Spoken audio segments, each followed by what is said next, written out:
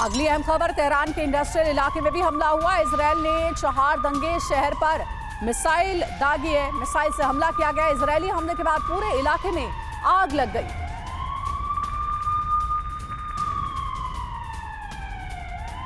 Breaking news है, Iran पर Israel का बहुत बड़ा हमला हुआ। इजरायल ने 40 से ज्यादा मिसाइल दागी। ईरानी हमलों के जवाब में मिसाइल अटैक। तेहरान में एयर डिफेंस सिस्टम को एक्टिव किया गया है।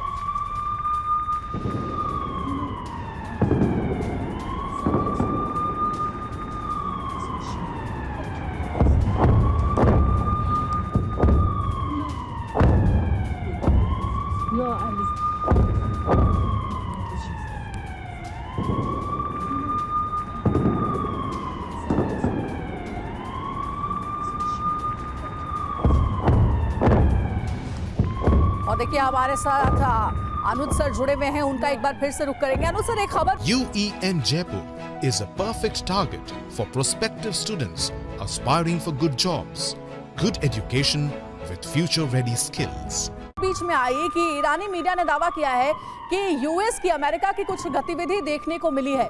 शुरुआत में जब इजरायल ने हमला किया था ईरान के ऊपर, तब अमेरिका ने यह कहा था कि इजरायल ने अपने बलबूते यह हमला किया है, हमें इसकी कोई जानकारी नहीं थी।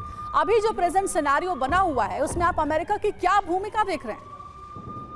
अंजलि, देखिए, जब अमेरिका ने ये क्लेम किया था कि हमारी कोई इसमें भूमिका नहीं है, तब भी उनको मालूम था और शायद पूरी दुनिया को मालूम था, हम ये डिस्कस भी कर चुके हैं कि ये जो हमला हुआ था ईरान पे, वो श्योरली अमेरिका की एटलीस्ट उनकी टैसिट अप्रूवल इसके अंदर था।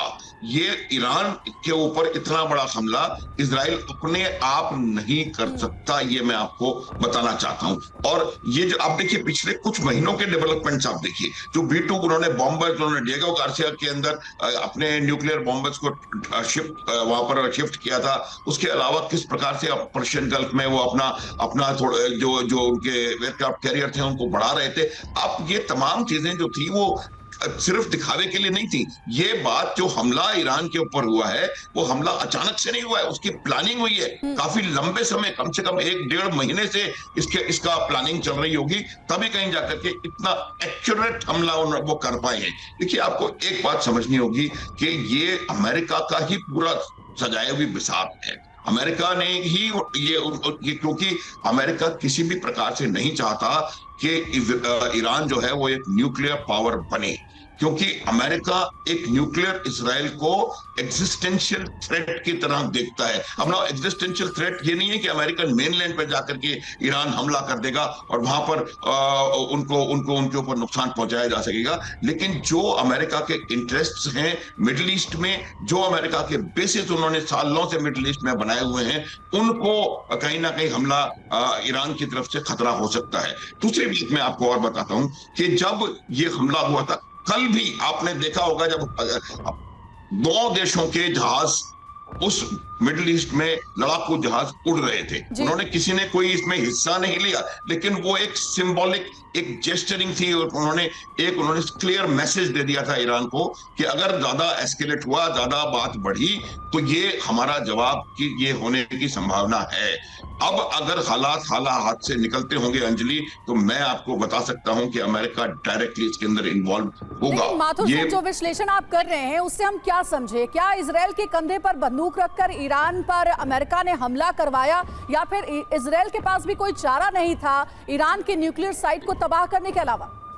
देखिए, इसमें दोनों चीजें हैं। मैं आपको एक बात बताता हूं, देखिए, अमेरिका का हमेशा से ये काम करने का तरीका रहा है। अमेरिका चाहे वो यूक्रेन के कंधे पे हमला, बंदूक रख के रशिया के ऊपर हमला कर रहा हो, या कहीं और, या अफगानिस्तान से किसी और को हमला करने की कोशिश कर रहा हो, या चाइना का काउंटर करने के लिए और नए नए बेसेस म्यांमार में, बांग्लादेश में और पाकिस्तान में ढूंढ रहा हो, ये उनका पुराना तरीका रहा है। लेकिन इन दिस केस अंजलि, थोड़ा सा ये फर्क इसलिए है कि ये इजराइल के भी एग्जिस्टेंस का मसला है। इजराइल भी को भी एग्जिस्टेंशियल थ्रेट है, वो चारों तरफ से शत्रु देशों से घिरा हुआ है।